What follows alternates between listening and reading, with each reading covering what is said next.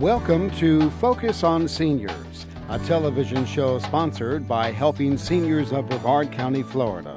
The show is designed to make you aware of senior issues, needs, and resources available to help us age in place and with dignity.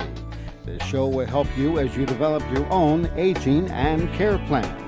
I'm Joe Steckler, and welcome to Focus on Seniors, the television arm of Helping Seniors of Brevard County, a show designed to provide you with information on how to develop your own aging and care plans. Our topic today is weight control, obesity, and mobility. And with me in the studio are Dr. Lee Sheldon of Solid Bite Dental Implants. Dr. Sheldon, welcome. Thank you, Joe. And Nancy Deardorff, who is a registered nurse, and she is the administrator for the local Gentiva Healthcare. Thank you, Joe. Welcome, Nancy. Thank you. And the reason, excuse me, Helen, I'm not going to say what the saying is about when your nose itches, but I think that the topic of weight control, obesity, and mobility is going to become an even more important topic as our country ages and we develop. I know, Dr. Sheldon, that you have a strong opinion about nutrition and the foods that people eat. And I know, Nancy, that as a nurse and as the administrator for a skilled nursing organization that takes care of people in their homes, that you have a great appreciation of what people can and cannot do that do not eat the right foods, that gain too much weight, that are obese. And I was sitting in front of a Walmart store recently waiting for my wife to come out, and I just looked at the people, the men and the women, walking in and out of Walmart that needed to lose weight. Do I have a fixation on obesity and being overweight? Well, maybe in a way I do. And it's just like people say there's nothing like a reformed smoker. When I was 12 years old, my family owned a restaurant, and I weighed 212 pounds. I wore a size 44 suit. And then when I turned 13, I learned that, boy, those juniors and senior girls in high school were good looking. I really liked to dance with them. But I didn't want to dance with a little fat boy.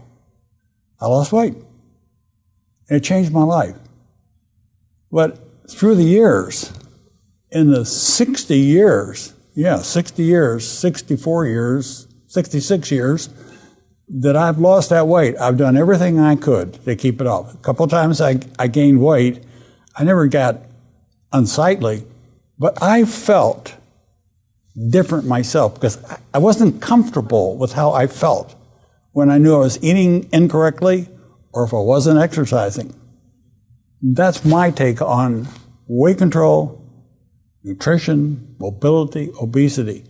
Dr. Sheldon, I want to start with you first because I know that this is a subject near and dear to your heart.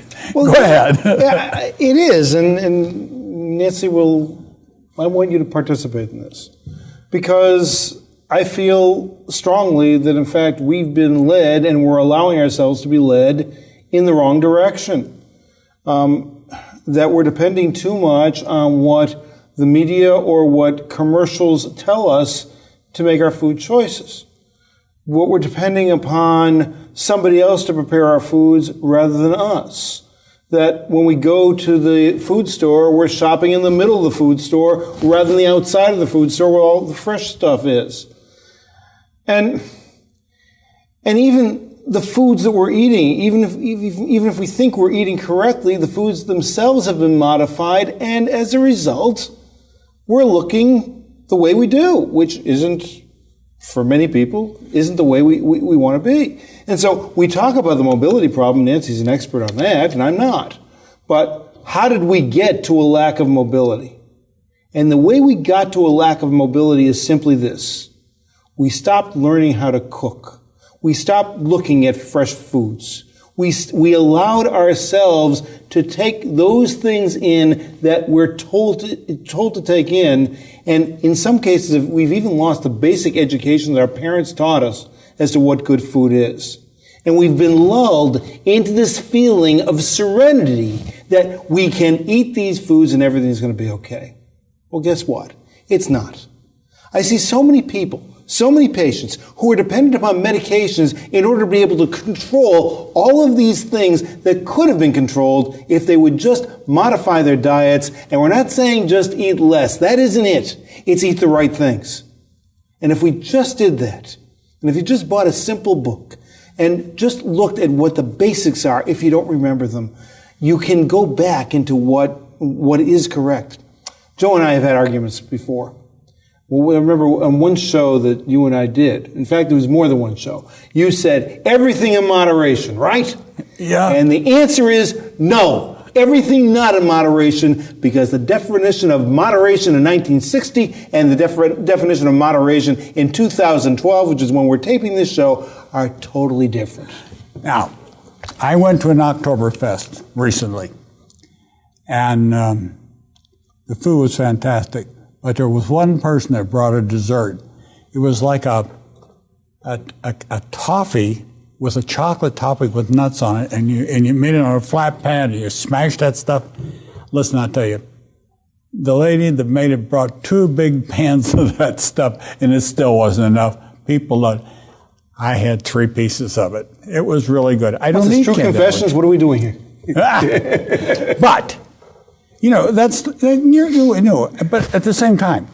But you feel guilty about it. You knew it. I eat a lot of we eat fresh vegetables all the time. Right. When we make stir fry, we use fresh vegetables. My wife does that, and that's what we eat. But you mentioned the key word, mobility. And one of the things that Gentiva has is your Safe Strides program and your Strong Believers in Balance. But all the mobility is certainly, all those programs are certainly much easier to do if a person weighs less. Certainly, and I want to make a very important point. You know, I think most people, with maybe exception, most people want to be thin, and most people look at the topic of being overweight or obese as a physical and visual unpleasant thing. Yes. Okay, nobody wants to be overweight. Everybody wants to be skinny and look like a model. Okay. We have to go beyond the physicality of it. We have to go beyond, and I hear what you're saying about when you were 12 and you felt better about yourself. There is a huge psychological and physical aspect to it. But what we have to remember is being overweight or obese has so much more to do with general physical health. Right. Way more than it has to do with what you look like or how your clothes fit. Being overweight and or obese can lead to diabetes. It can lead to coronary artery disease. It can lead to stress. As we increase our belly fat, we increase the production of a hormone called cortisol. That is a stress hormone. That contributes to coronary artery disease and heart disease. There's so many diseases and conditions either created by obesity or exacerbated by them. Sleep apnea. Sleep apnea, absolutely. What was that? Sleep apnea. Oh, okay. Mm-hmm. Okay. Yep, snoring, it seems kind of funny and benign to some people, but can be quite serious. Oftentimes people with sleep apnea are told by their doctor to lose weight and see if the sleep apnea goes away, or at least improves. People with joint pain that are obese, that exacerbates that joint pain.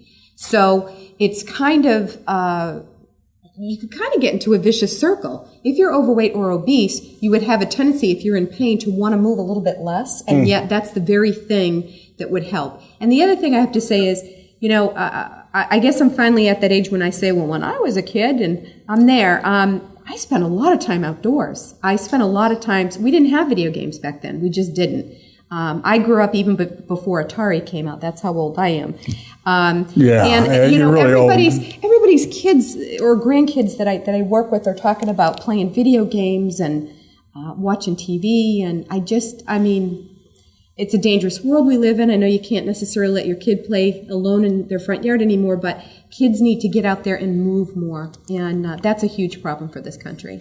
I have a grandson, and I worry more about him in that respect than almost anything else.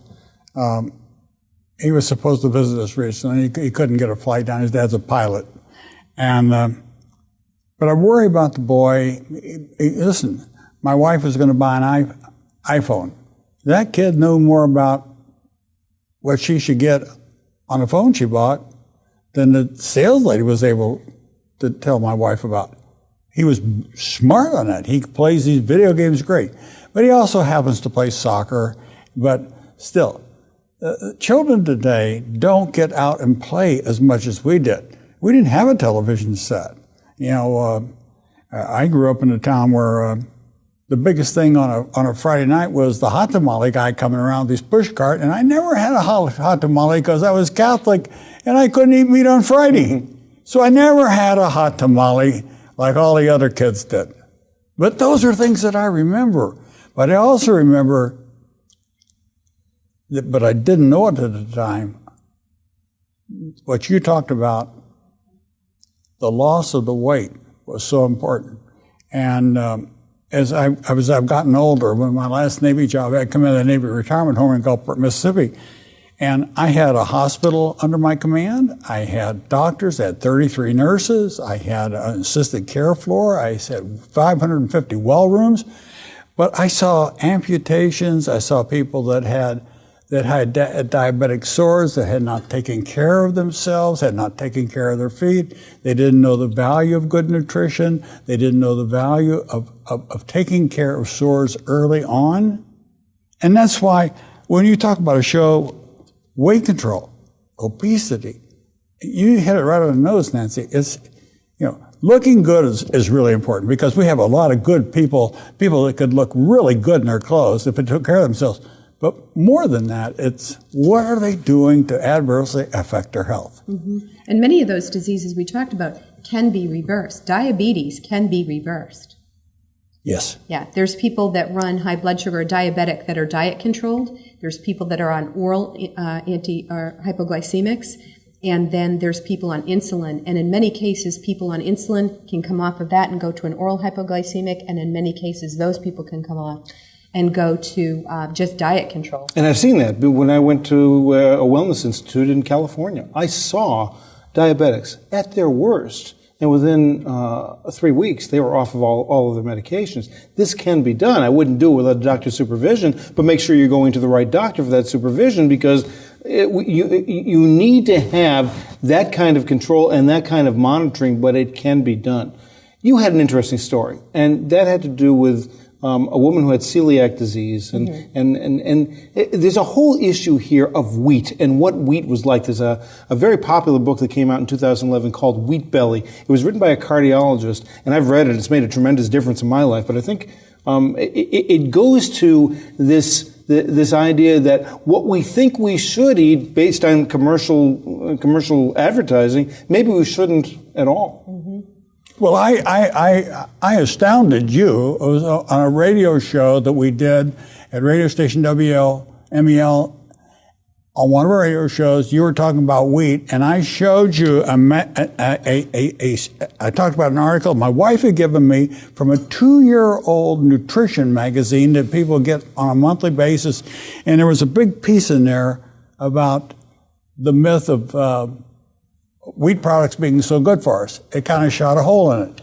And it's getting to the point, though, how do you know, you're a doctor, you're a nurse, how do viewers, people watching this television show, how do they begin to get an idea on what are the right foods, how do they control these things? I know both of you, we did a show together, we did a radio show on sugars. We did that one time. And the dangers and how much Sugars are in everything we just don't appreciate. And the relationship of that to triglycerides, and the relation to triglycerides to heart disease, and also brain disease. I mean, we've got all of those things. The data is there. And frankly, it's not that difficult. Just go and get a newsletter, a conventional medical newsletter. They're not made for me. They're not made for Nancy. They're made for you. And read that newsletter. 8 pages a month is going to give you an awful lot of information. I read the Whitaker Wellness Letter, which is a great newsletter. I read something called Alternatives, excellent newsletter. Get a magazine and just find out what's available. It's not that difficult, and frankly, within a few months, you can be really well educated. One thing I think I would ask both of you to talk about a little bit, maybe start, Nancy, with the dangers of excess fat in foods for people that are homebound patients, people that have mobility problems and weight control problems. Well, this is an opinion, so I have to say I don't know if I can totally back your question about the dangers of fat, because if you give me fat and you give me sugar, I'll pick fat every time. Yeah, our society. I want you to tell me why you're coughing when she finishes. Don't interrupt. Our society has gone way overboard with low sugar, this, that, and the other thing. Low fat, everything, or light or whatever. Anytime you buy a product that's lower in fat, mayonnaise, yogurt, anything, take a look at the sugar content of a regular fat content item, right, and the sugar level in a low-fat item. Whenever you remove fat from a product, you have to make up the taste and the flavor, and they do that by adding sugar. So people who have a sugar problem and who also maybe have coronary artery disease that are trying to control their fat and cholesterol have a tendency to go low-fat everything. I have a relative that does that, low-fat everything. I tried to explain to them, do you understand that the sugar that your body doesn't use gets converted anyway? And they're and this was something they were taught by a dietitian. And they're not going to listen to relative Nancy, because even though I'm a nurse, I'm not a dietitian and I'm their relative. They're hung up on this dietitian, the dietitian, and they have low-fat everything in their house, and they're eating way more sugar in a day than I put in my mouth. When I buy mayonnaise, I buy mayonnaise.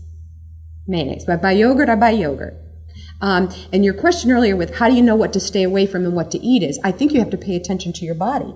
I think wheat is more detrimental to certain people, well, I know it is, than others. Especially if you're a celiac. It's been connected, well, you can't have it with celiac disease. It's been connected with asthma and bronchitis. It has. I think there's other people that probably feel great on wheat.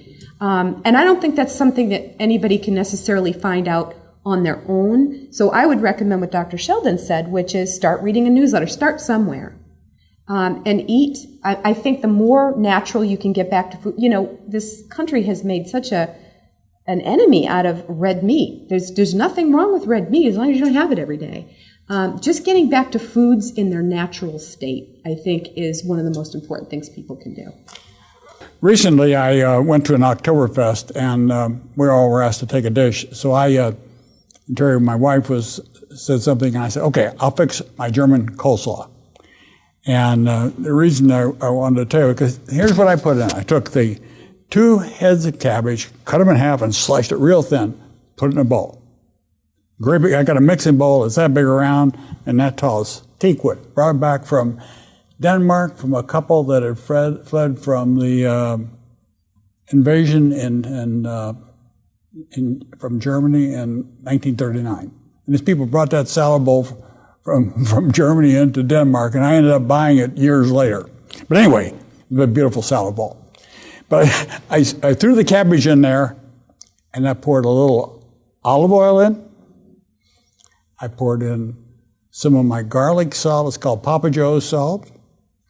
And I put 3 cloves of garlic. I mashed the garlic up and just kept tossing it. Let it age a little bit, tossed it some more. Added a little more vinegar to it. It was cider vinegar. Add a little more of that to it, and a dash more salt. Put it in bags. Took it to this function at our club, and we went home. There was no coleslaw left. Ate every bit of it. Was that good or bad? Good. Did I do anything wrong? No. Okay. I think it sounds pretty healthy. I mean, there isn't a place in our diets for sugar. It doesn't sound like you put any sugar in there. No. Oftentimes people do in coleslaw, but no, I don't like sweet coleslaw. It sounded pretty healthy, actually. You had olive oil in there. The only caution would be anybody who's on a low salt diet, but if you're using salt correctly and not adding too much, it sounded like a pretty healthy meal. And cabbage, by the way, is very good for you. I love cabbage. Yeah, it's very good for you, as is vinegar. Okay, you had a story too, didn't you? Well, we were talking earlier about wheat and what do you eat, and the dangers of wheat. A lot of people have allergies, and I was telling Dr. Sheldon I had a friend that developed celiac disease later in life. By the time it was diagnosed, what is celiac disease? A lot of people don't know. Celiac is a disease where people have trouble digesting gluten. Gluten. Okay, gluten, and gluten is the glue, if you will, in products such as wheat and other grains.